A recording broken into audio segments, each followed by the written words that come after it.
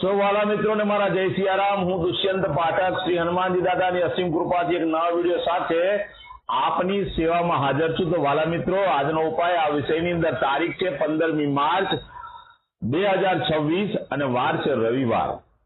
પંચાંગ કહે છે ફાગણ મહિનો કૃષ્ણ પક્ષ ચાલી રહ્યો છે। શ્રવણ નક્ષત્ર પરિધિ યોગ છે। મકર રાશિનો ચંદ્ર અને કુંભ રાશિનો મીન રાશિનો સૂર્ય। વાલા મિત્રો, સૂર્યનું પરિવર્તન થઈ રહ્યું છે। કુંભમાંથી હવે મીન રાશિમાં સૂર્યનો પ્રવેશ થઈ રહ્યો છે। તો વાલા મિત્રો, મીન રાશિનો સૂર્ય અશુભ સમયની જો વાત કરીશ તો યમઘંટ બપોરે 12:36 થી 2:06 સુધી છે અને રાહુકાળ સાંજે 5:05 થી 6:35 સુધી છે। આ બંને સમય અશુભ સમય કહેવાય। અશુભ સમયની અંદર કોઈ પણ પ્રકારનું શુભ કાર્ય અને શુભ યાત્રા ન થાય। શુભ કાર્ય અને શુભ યાત્રા કરવા માટે વાલા મિત્રો તમારે કોઈ સારું ચોગડિયું, સારું મુહૂર્ત લેવું જોઈએ, જેમાં ઉત્તમ અભિજીત મુહૂર્તનો સમય બપોરે 12:12 થી 12:59 સુધીનો છે। આ સમયની અંદર તમે કોઈ પણ પ્રકારનું શુભ કાર્ય, શુભ યાત્રાની શરૂઆત કરી શકો। વાલા મિત્રો, હવે વાત કરીશું આજના ઉપાયની। તો આજના ઉપાયની અંદર વહેલી સવારે સ્નાન કરવા બેસો ત્યારે તમારે નાવાના પાણીની અંદર કાળા તલ અને 1 ચમચી હળદર પાણીમાં મિક્સ કરવાના છે અને ત્યાર પછી તે જ પાણીથી તમારે નાહવાનું છે। વાલા મિત્રો, ચોખ્ખું પાણી ઉમેરી શકાય, સાબુ શેમ્પૂનો ઉપયોગ પણ કરી શકાય। તમારું સ્નાન થઈ જાય ત્યાર પછી તમે કપડાં પહેરી લો, વસ્ત્ર પહેરી લો, ત્યાર પછી ચોખ્ખા ઘીનું તિલક તમારા કપાળમાં અને તમારે નાભી પર કરવાનું છે। વાલા મિત્રો, ઘીના તિલકની સાથે તમે હળદરને થોડી મિક્સ કરો।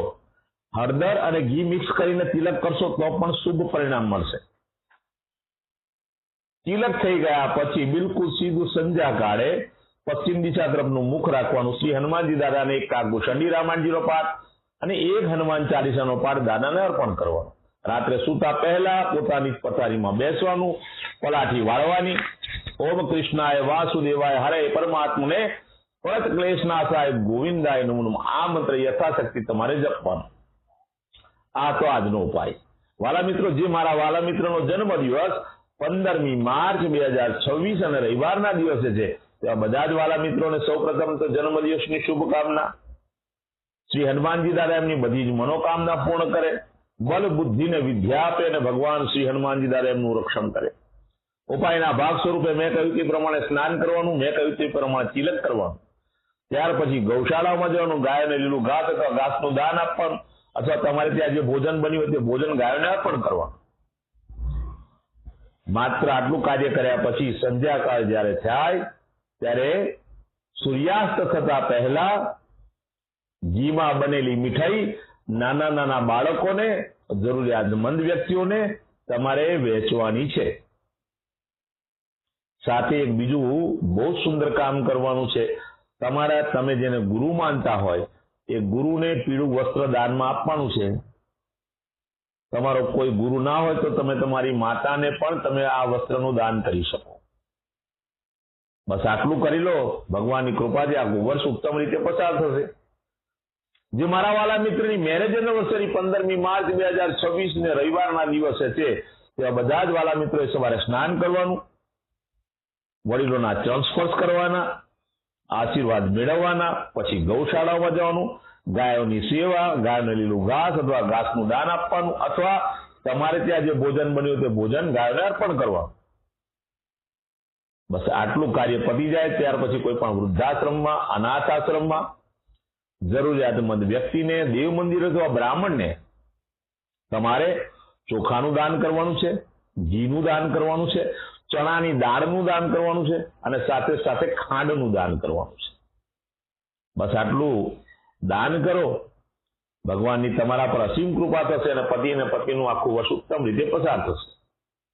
વાલા મિત્રો, મારા બધા જ વિડીયો મારી યુટ્યુબ ચેનલ છે એના પર જોવા મળી જશે। મારી યુટ્યુબની ચેનલનું નામ છે દુષ્યંત પાઠક। હું પ્રાર્થના કરું છું કે તમે મારી ચેનલને સબસ્ક્રાઇબ કરો અને બેલ આઇકન દબાવવાનું ન ભૂલતા, કારણ હું નિયમિત એક વિડીયો મૂકું જ છું એ વિડીયો તરત જ જોવા માટે તમે બેલ આઇકન દબાયેલો હશે, મારી ચેનલને સબસ્ક્રાઇબ કરેલી છે, તો તરત જ તમારા મોબાઈલ પર નોટિફિકેશન આવી જશે અને તમે તમારા મોબાઈલ ઉપર મારો વિડીયો તરત જ જોઈ શકશો. તો મારી ચેનલને સબસ્ક્રાઇબ કરજો, બેલ આઇકન દબાવજો. મારું ઇન્સ્ટાગ્રામ, મારું ફેસબુકનું પેજ છે, એનું નામ પણ દુષ્યંત પાઠક છે. મારા પેજને ફોલો કરજો, મારા પેજને લાઈક કરજો અને મારા બધા જ વિડીયોને ભગવાનની કૃપા થાય એટલા માટે શેર કરજો. તમે વિડીયો શેર કરશો તો એક સેવાના રૂપમાં જોવામાં આવશે, કારણ કે તમારો શેર કરેલો વિડીયો કોઈ જરૂરિયાતમંદ વ્યક્તિ સુધી પહોંચી જશે. એ સંઘર્ષના જીવન જીવતો હશે તો એને માર્ગ મળશે અને મારા કહેવાથી નિયમિત ઉપાય કરશે તો ભગવાનની એના પર કૃપા થશે. તો મારા મિત્રો, મારા વિડીયોને અવશ્ય શેર કરજો. નવા વિડીયો ફરીથી મળીશું. આપ સૌને મારા જય સિયારામ.